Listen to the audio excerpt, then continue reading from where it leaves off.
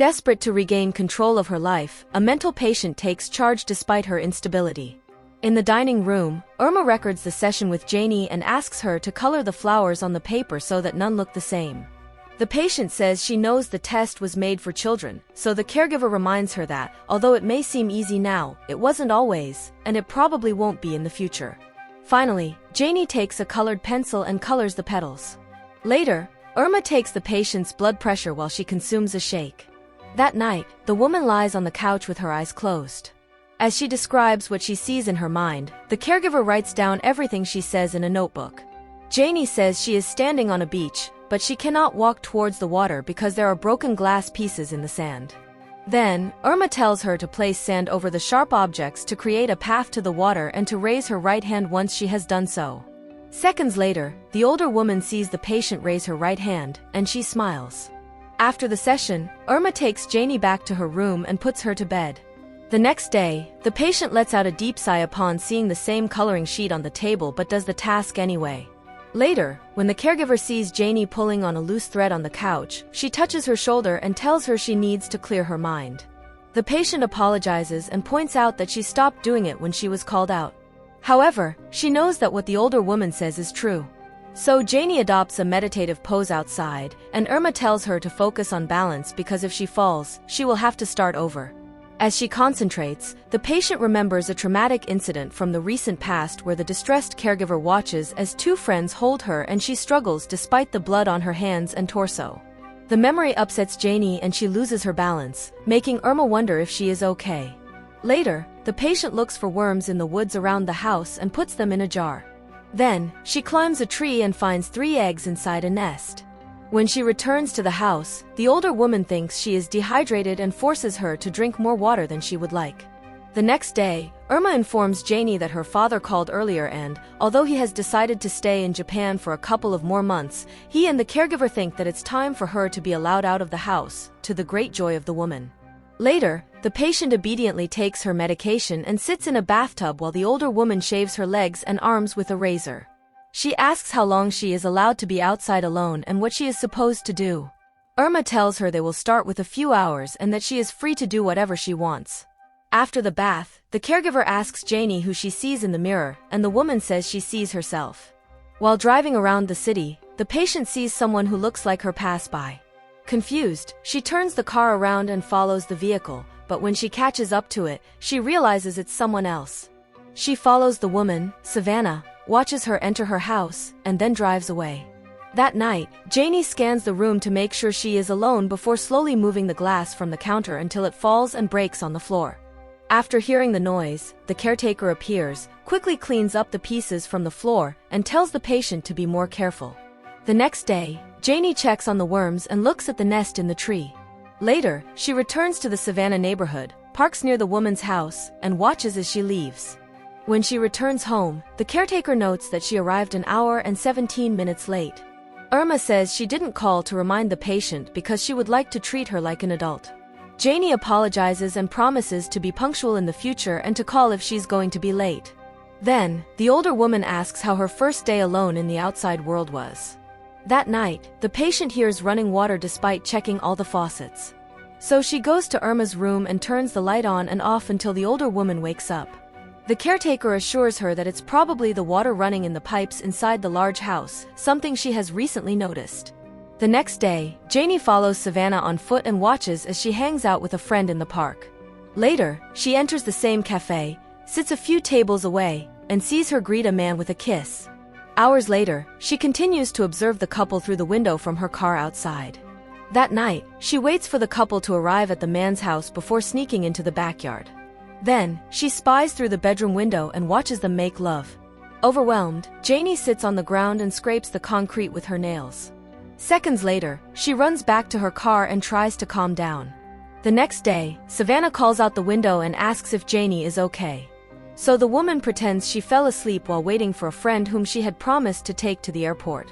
The woman introduces herself, so the stalker lies and says her name is Margot. When the patient returns home, she finds the disappointed caregiver in the living room holding a tuning fork. Janie tries to explain that she wanted to call, but her phone died. However, Irma reminds her that what she is about to do is not a punishment, but a consequence of breaking the rules she established. So the patient lies down on the sofa, obediently bites the rolled-up cloth, and visibly writhes in pain at the reverberating sound of the tuning fork. The next day, Irma asserts that everything she does is for the patient's own good, especially because after Janie's mother died, she promised her father that she would spend the rest of her life looking after her. Later, the woman sneaks into Savannah's house when she finds the spare key under a flower pot. Inside, she rummages through the mail and slips an envelope into her pocket. Then, she heads to the bedroom and lies on the sheets for a few minutes while gently stroking the soft fabric. Suddenly, Janie hears Savannah coming into the house, so she quickly sneaks out the back door. That night, the patient finds the woman's number in the piece of mail she stole. Then, when Savannah answers the call, Janie uses a recorder to play back the woman's voice. The next day, while the patient lies by the pool, the 3 eggs fall from the nest and land beside her, revealing the underdeveloped chicks inside. That night, she hears the sound of running water again and follows it to the outdoor pool. On her hands and knees, she plunges into the water, and Irma appears with a flashlight, wondering why she's in the pool with her clothes on. The next morning, the frustrated Janie curses when she can't focus on her balance exercise. The caregiver tries to calm her down, but that only angers the patient more. She dismissively responds that Irma is just a housekeeper, not her mother, and that she hates her. Then, the patient goes back to the house and starts destroying the living room. Just as she's about to throw a lamp on the floor, the caregiver reminds her that if she continues to be violent, there will be no choice but to call the police. Finally, Janie calms down and endures another session with the tuning fork. During the painful experience, the woman recalls the distressing incident where a man took her to a dark alley and planned to take advantage of her. However, instead of fighting, she unbuttoned her pants, and that submissive action scared the man away. After the session, Irma slaps Janie and tells her to clean up the mess she made. The next day, the woman cleans the fogged-up bathroom mirror after a hot shower. Suddenly, Savannah arrives, revealing that Janie is inside the woman's house. Seeing the mark on the mirror, the homeowner calls the police to report a possible intrusion. While the officer checks the place, Janie silently hides on the exterior balcony. That night, the unstable stalker sneaks back into the house, removes her shoes, and enters the bedroom. She then leans creepily over the unsuspecting woman and watches her sleep. Unbeknownst to Janie, Irma has been following her all day and knows where she is. Later, she heads to Savannah's boyfriend's house, knocks on the door, and kisses the bewildered man. Despite the confusion, he plays along with Janie's insinuations, and soon they are making love in the bedroom. The woman looks over her shoulder and imagines she is peeking through the window. In the middle of the act, Janie grabs a large geode from the nightstand and uses it to hit the man's head. He tries to scream for help, but she continues to hit his face until he dies. Meanwhile, the caregiver installs electric fences in the door frames for a shock collar for dogs. She then separates the device from the regular leash and attaches it to a collar with a lock. At the same time, Janie heads to a nightclub and dances among the crowd as if nothing had happened.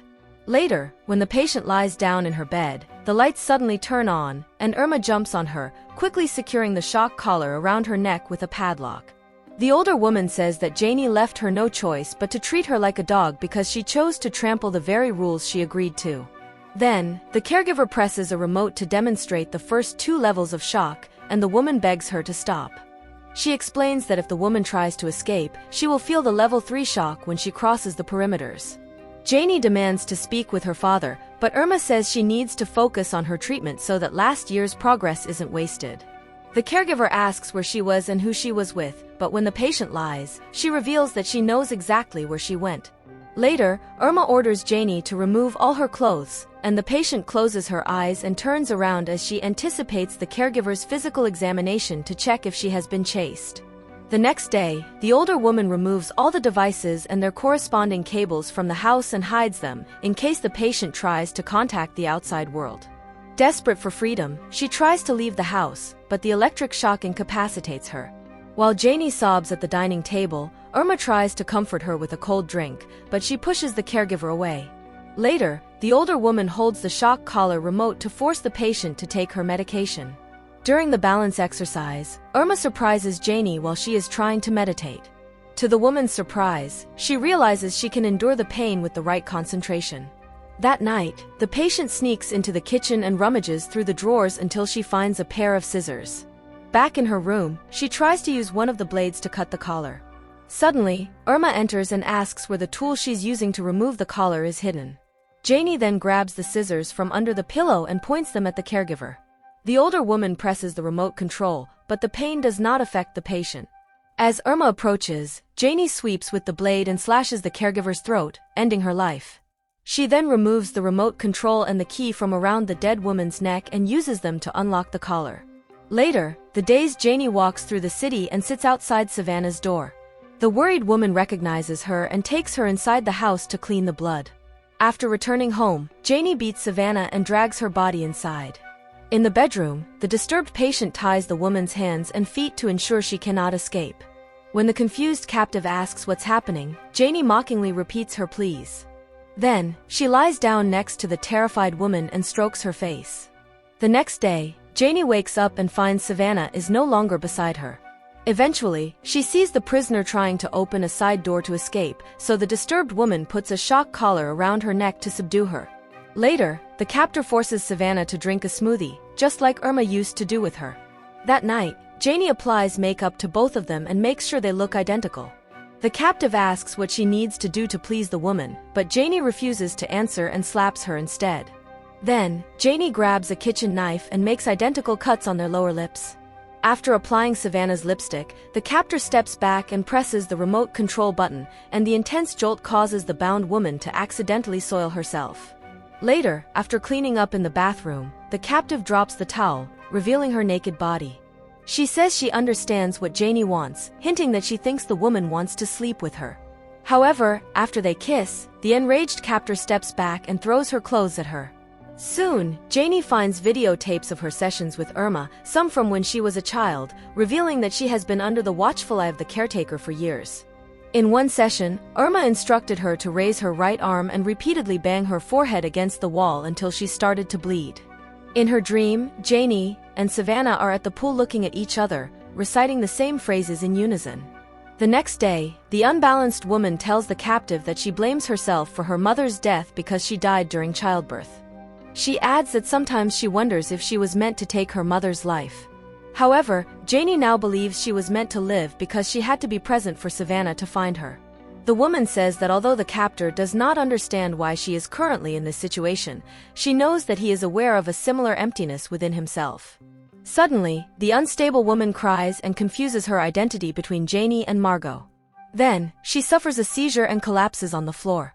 Thinking this might be her only chance to escape, Savannah twists to free herself from the bindings and runs out of the house.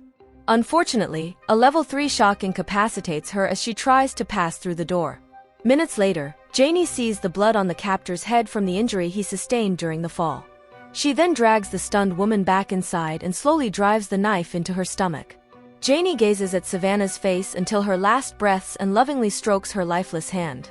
Later, the woman imagines herself as a baby inside her mother's womb. She then enters the bathtub and uses the straight razor on her wrists to take her own life. If you liked the summary, don't forget to subscribe and hit the like button. It's free and really helps me continue to grow.